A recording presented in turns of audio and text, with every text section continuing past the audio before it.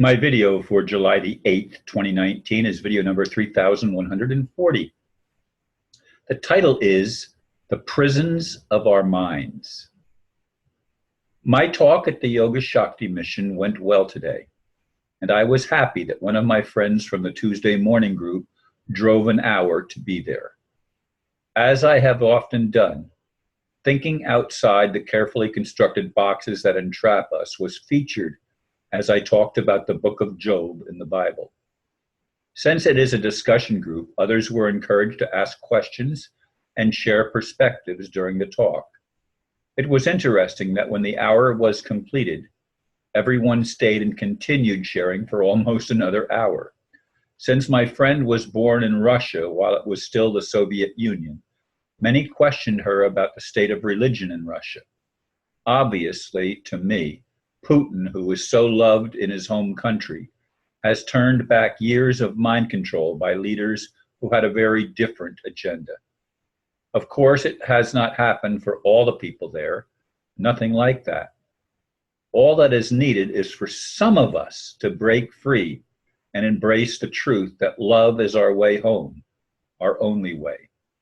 Will humanity escape the prison that we cannot touch, taste, or see? Yet it holds all of us in its grip to some degree. Yes, I was really happy that my friend arrived at the meeting this morning. I had telephoned her a couple of times and sent her the information, and because she never responded to my calls or emails, I thought, well, maybe she's not coming. But then she showed up, and I'm so glad she did, because not only her, but another lady that was there for the first time also contributed to the discussion, both during the meeting and afterwards outside. I mean, I was there for, oh God, I got there at about 8:30. The meeting starts at 9 o'clock, and I was still there about 11:30. So I mean, I was there for a good while. I've never been there that long on any previous Sunday morning. So I was really happy that it was well received, and that there was lots of discussion back and forth, and many questions. I mean, of course, the Yogashakti Mission, they're basically Hindu, but last week our talk was on Buddhism, and there have been talks about many things. I mean, one of my friends, actually not one of my friends, one of the talks at that group was about Anastasia, and that's Anastasia, pronounced in Russian. But she has been my inspiration for a long time.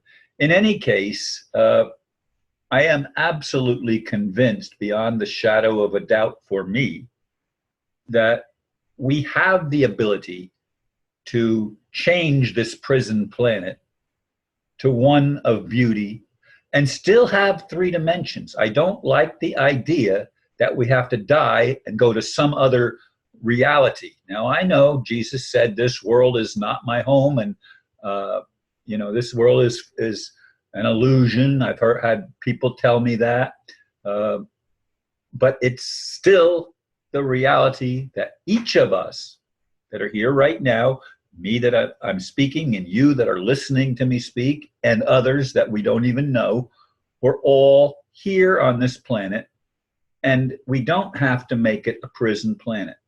We just simply need to wake up and recognize the prisons that our minds have been bound by, and recognize that the way out is within our capabilities. We have the ability to love one another. But it begins not by pretending that we love somebody, but it depends on us listening to those that have a different experience and therefore a different perspective.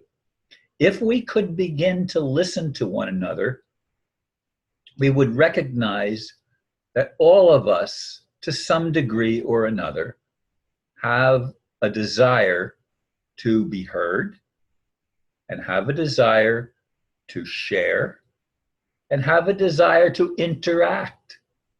This is what life is. We're an interacting species. In fact, all species are interacting. Again, as I say that, I immediately go to my oak tree that I hug every day, and I'm of course aware that oak trees have a network underground that's as deep underground as the tree goes up into the air. Now, of course, underground, the roots of adjacent trees connect with one another.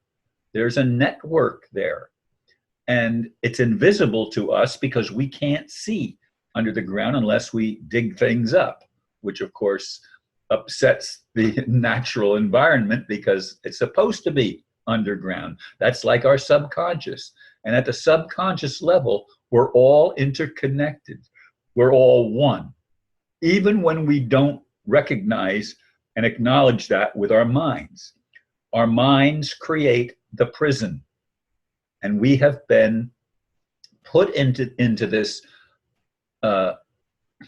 prison. I was trying to think of an alternative word, but it is a prison of the mind. It's a mental construct that says, I'm right and you're wrong. Well, that's part of the problem, isn't it? When we come from that perspective, when we come from with that attitude, we don't listen to others. I mean, I've had friends even in another one of the discussion groups that I go to, have gone to regularly over the years, who tries to make people wrong when they don't agree with him. And this is not the way we resolve issues. We have to be willing to listen without making the other person wrong. It's just a perspective based on whatever it's based on. Oftentimes it's personal experience, but not always. Sometimes it's based on being indoctrinated all of their lives, or coming into a group that indoctrinates people to think that our group is the special one. There are no special groups.